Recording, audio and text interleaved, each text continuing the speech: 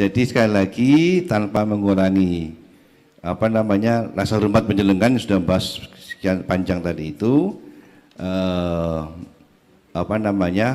mari kemudian ini kita putuskan rumusan dengan tidak hanya mempertimbangkan aspek dampak suara, tapi juga mempertimbangkan mulazimnya tadi itu, sehingga disebut dengan sound horeg, bukan sound system.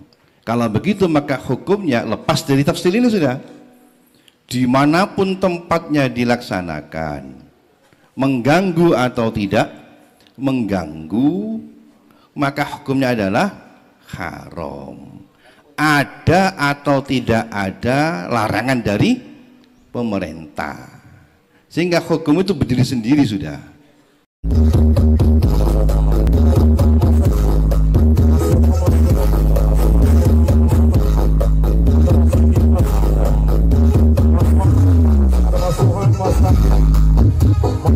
Sound horeg diharamkan oleh ulama, tapi justru diapresiasi oleh pemerintah. Sound horeg kini jadi polemik nasional.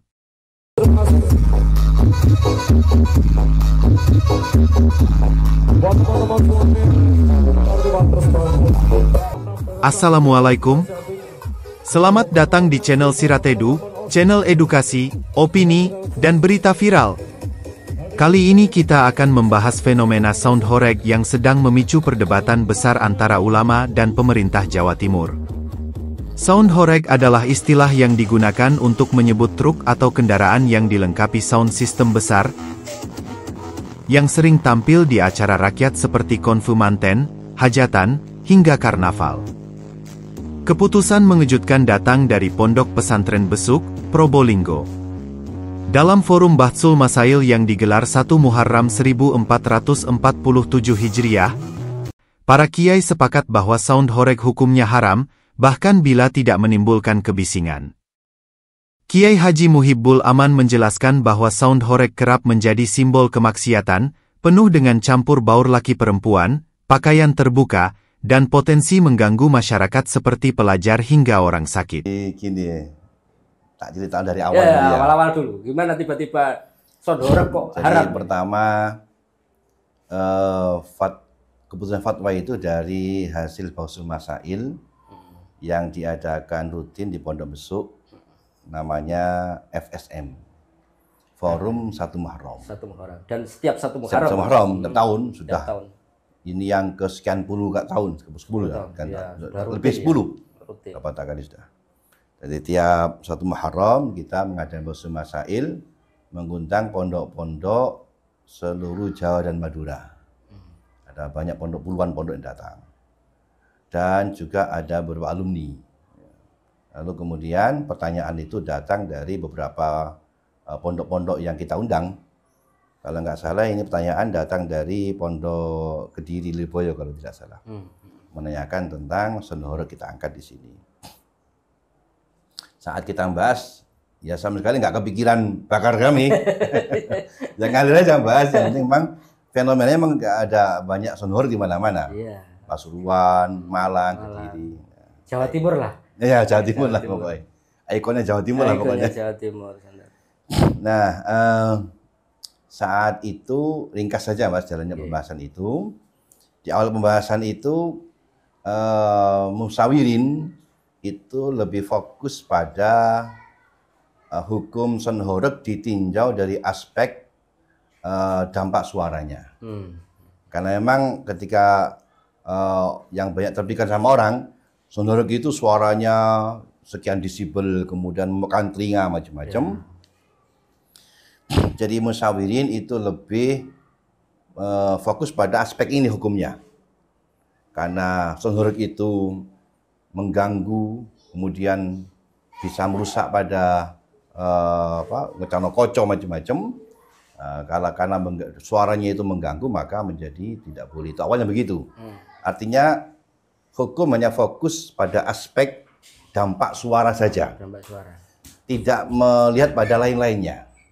Kemudian saat hampir selesai, kemudian saya tidak datang di awal, saya tengah-tengah datang. Saya datang, kemudian hampir selesai, kemudian saya menyampaikan pandangan saya. Saya begini, menurut saya kajian sound horeg itu tidak cukup dari aspek dampak suara saja.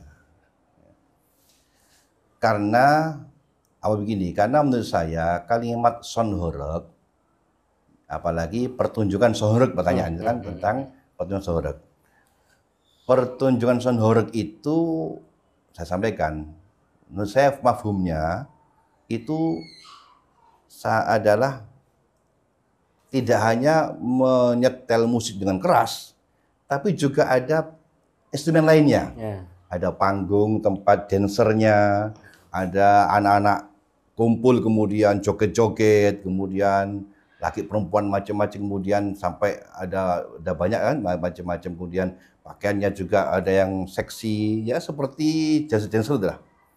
Nah, lalu saya menyampaikan, menurut saya mengkaji sound horeg itu harus mempertimbangkan aspek lain selain dampak suara. Karena sound horeg itu tidak ada dampak suara. Lalu saya menyampaikan bahwa kalau kita mengkaji sound horeg dari aspek dampak suara, itu berarti kita mengkaji sound system, bukan sound horeg. Bukan sound horeg secara konteks bukan luas. Bukan sound horeg dalam tontonan sound horeg atau dalam tontonan sound horeg itu. Pertunjukannya. Nah, ya, karena sound horeg sebagai tontonan itu bukan hanya tel suara tok, tapi juga ada dancernya, ada joget-jogetnya, yaitu satu kesatuan yang tidak dibedakan.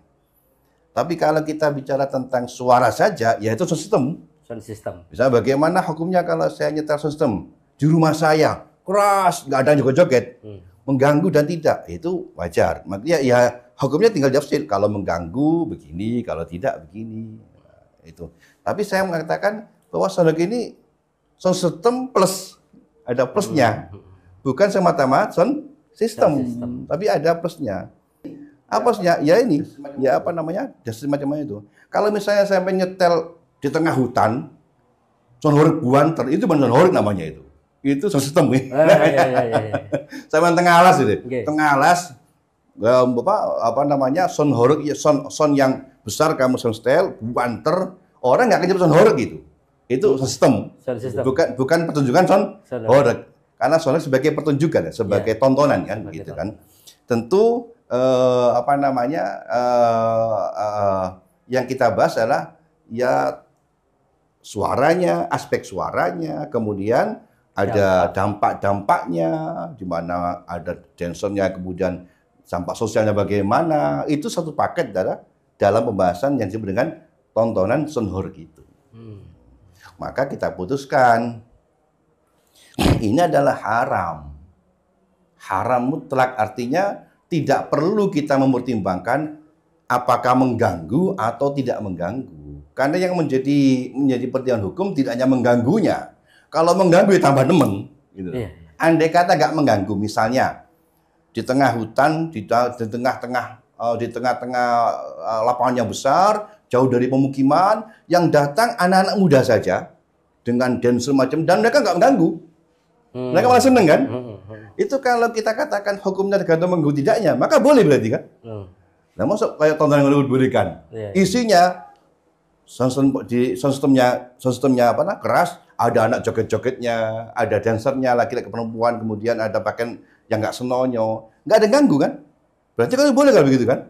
Nah, makanya aspek hukum yang kita pertimbangkan jangan hanya dampak suara saja, tapi juga apa namanya isi daripada paket sound horeg itu. Yang nama sound ya ono dancer Mas. Ya ono ngene-ngene nih Mas, ya ono anu gitu. Nek gak ono ya sistem jenenge. Gitu.